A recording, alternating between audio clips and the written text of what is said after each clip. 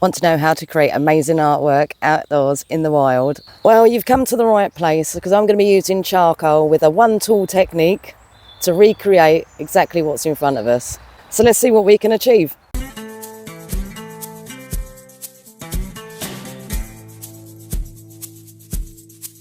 So if you've been following the channel, you'll know that I've only had a couple of years experience in working with charcoal. But in that short space of time, I have managed to learn some methods and techniques to keep things simple, especially as I live outdoors in the wild. I need to keep my kit small, versatile and practical. To draw outdoors, it really is best to keep your kit as small as possible, and I find that charcoal is a great medium in order to do that, as you really don't need many tools at all to create certain effects. Now, in my last video, I did show you the one tool technique, which we're now going to apply, as I said, in the real world environment. So we're going to see what we can achieve with that one tool technique out here with what's in front of us. Now let's see what I'm looking at, shall we? Now, I quite like the look of this log here, see, and I like the way it leads into the frame. So it's got some nice texture to it, that log, so that's what I really want to work with.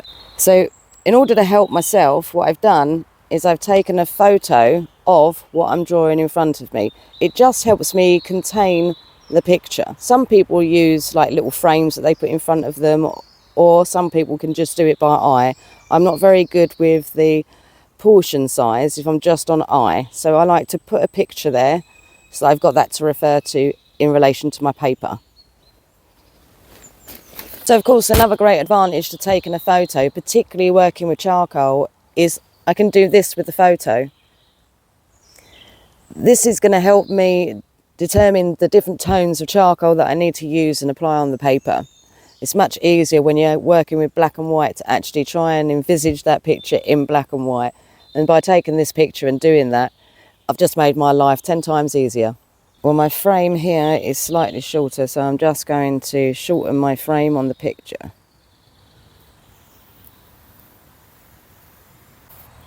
Just so I know what I'm working with, portion wise. Now, this is fairly central. The compressed charcoal from the General's charcoal pack is the soft one, rubbed on the sandpaper there.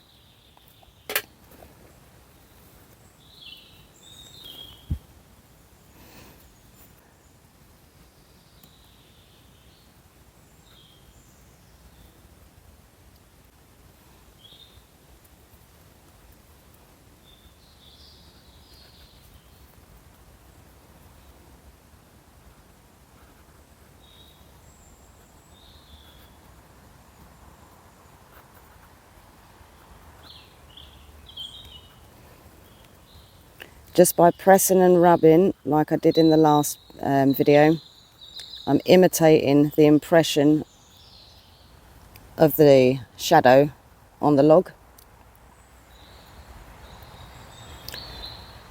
Now do bear in mind, particularly with landscapes, you really don't have to be super specific. It's more about getting that general look. Now up here I've got a bit more of a dark arch.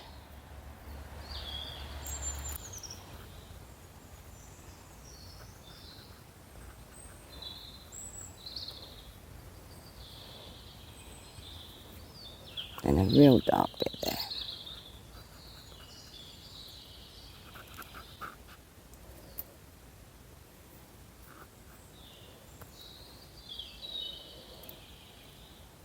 And then there's a bit more there.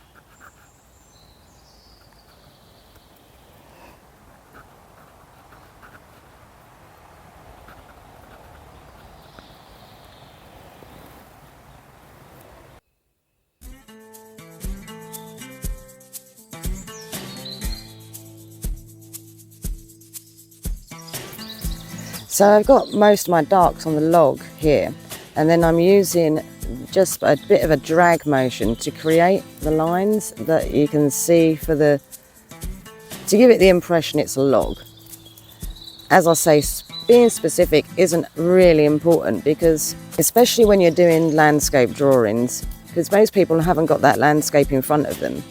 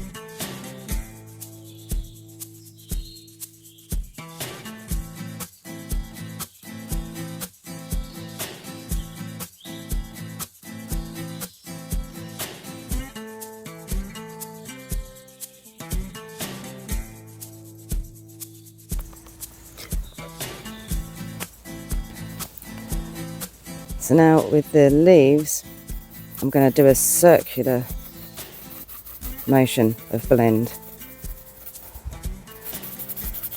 because we're not actually drawing leaves as such, we're just trying to give the eye the impression that they're leaves.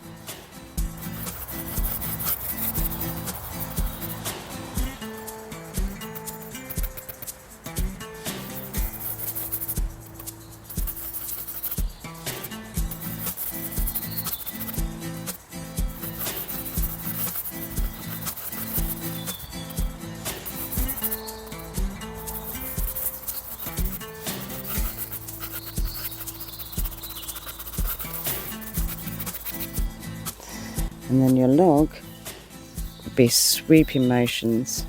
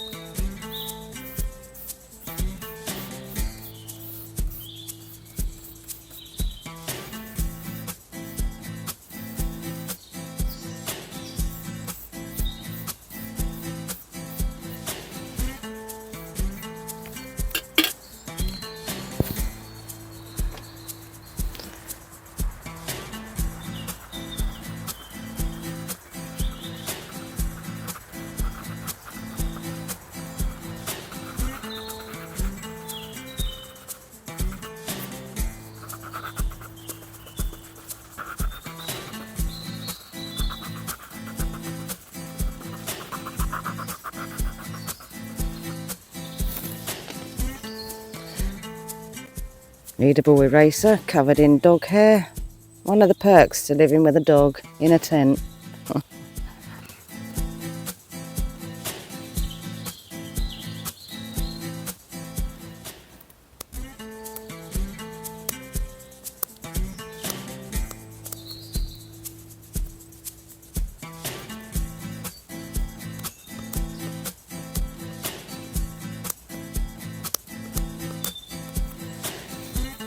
Oh, we got a guest. Awesome. Trying to get in on the action.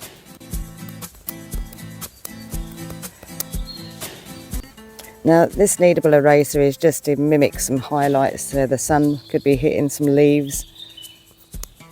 Again, we're going for an impression, not specifics.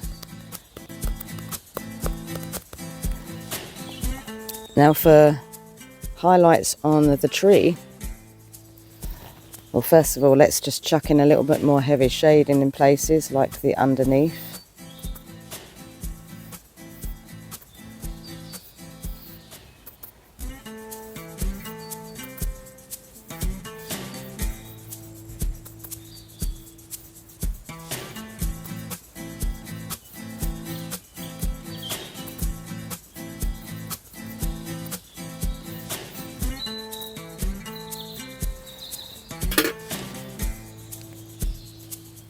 And then really I want to be following the streaks.